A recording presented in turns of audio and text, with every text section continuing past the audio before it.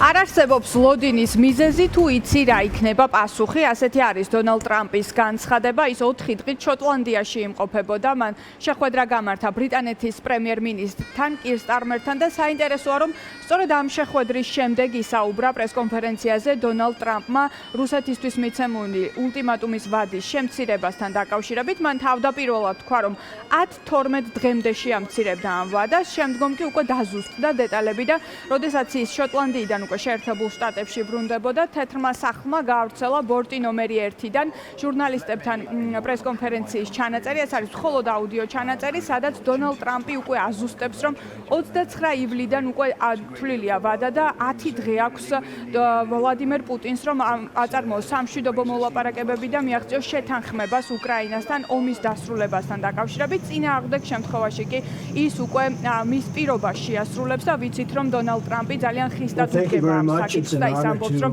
ის დააწესებს 100%-იან ტარიფებს რუსეთის ექსპორტზე ამერიკის შეერთებულ შტატებში, ასევე იმ ქვეყნების პროდუქციის ექსპორტზე, რომლებსაც სავაჭრო კავშირები აქვს რუსეთთან. ასეთი არის მაგალითად ჩინეთი, ევროკავშირის წევრი ქვეყნები, ინდოეთი, თურქეთი და რაც მთავარია, საქართველოს აქვს ძალიან ფართო სავაჭრო ურთიერთობები რუსეთთან და ამ მხრივ შეიძლება ჩვენი ქვეყანაც გარკვეული რისკების წინაშე აღმოჩნდეს. დონალდ ტრამპი მის განცხადებაში ამბობს იმას და მიხვდა როგორც ჩანს, რომ ვლადიმერ პუტინი არ აპირებს ამ ომის დასრულებას, შესაბამისად 7 აგვისტომდე აქვს ვადა ვლადიმერ პუტინს ამ ომის დასასრულებლად, წინააღმდეგ შემთხვევაში უკვე შეერთებული შტატები მოქმედებაზე გადავა. 10 days from today. ათვლა იწყება დღევანდელი დღიდან. თუ რუსეთი ამ ვადაში არ გადადგამს ნაბიჯებს, ამერიკა ტარიფებსა და სხვა ეკონომიკურ ზომებს მიიღებს. არ ვიცი იმოქმედებს თუ არა ეს რუსეთზე. რუსეთს როგორც ჩანს ომის გაგრძელება უნდა. იმედი მაქვს ტარიფების შემოღება გავლენას არ მოახდენს ნავთობის მსოფლიო ფასებზე, რადგან ამერიკას შეუძლია წარმოების გაზრდა. გაქვთ მოლოდინი, რომ რუსეთი ამ ვადებს სერიოზულად მიიღებს?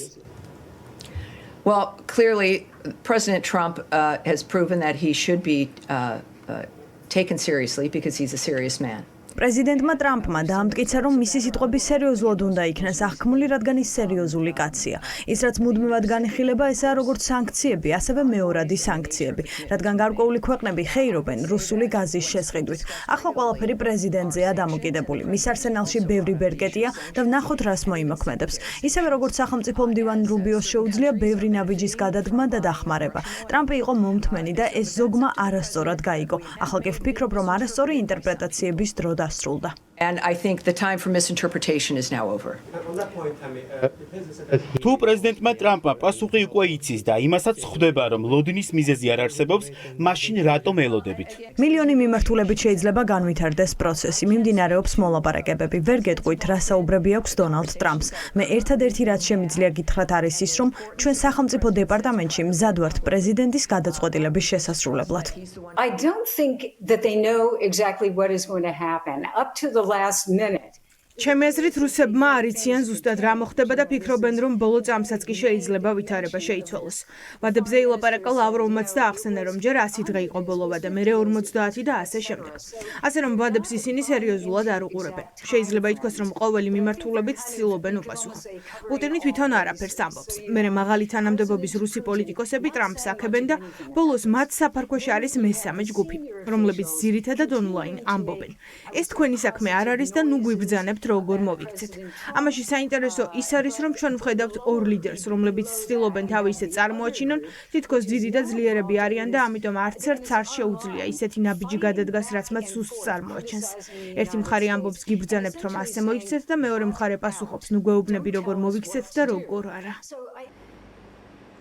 უშუალოდ ვადების დაზუსტებაზე ის, რომ ახლა 10 დღიანი ვადა აქვს რუსეთს მიცემული, ამაზე კრემლიდან განცხადება არ გავრცელებულა ჯერჯერობით, თუმცა ვიცით კრემლის პრესპიკერის პოზიცია, რომ ეს არის ცნობად მიღებული, ეს განცხადება დონალდ ტრამპის და სპეციალური სამხედრო ოპერაცია გრძელდება, როგორც დიმიტრი პესკოვი ამბობს, უკრაინაში, რაც ნიშნავს იმას, რომ პუტინი აგრძელებს ომს და ამის ნათელი დადასტურებაა გუშინ უკვე მასშტაბური ერიშის მიტანა უკრაინაზე, მათ შორის ზაპოროჟიეს ოლქში, პენიტენციურ დაწესებულებაზე სარაკეტო იერიში მიიტანეს, სადაც რამდენიმე დაღუპული არის და ამის შემდგომ უკვე ტრამპმა დააზუსტა, რომ 10 დღიანი ვადა აქვს ახლა რუსეთს სამშვიდობო მოლაპარაკების და შეთანხმების მისაღწევად. შესაბამისად, ახლა 7 აგვისტომდე უნდა გადაწყვიტოს ვლადიმერ პუტინმა როგორ სურს მას პროცესების განვითარება, რაც შეეხება ვოლოდიმერ ზელენსკის, ის პოზიტიურად აფასებს დონალდ ტრამპის ინიციატივას და ამბობს, რომ სანქციები არის ერთადერთი სწორი მექანიზმი მშვიდობის მისაღწევად.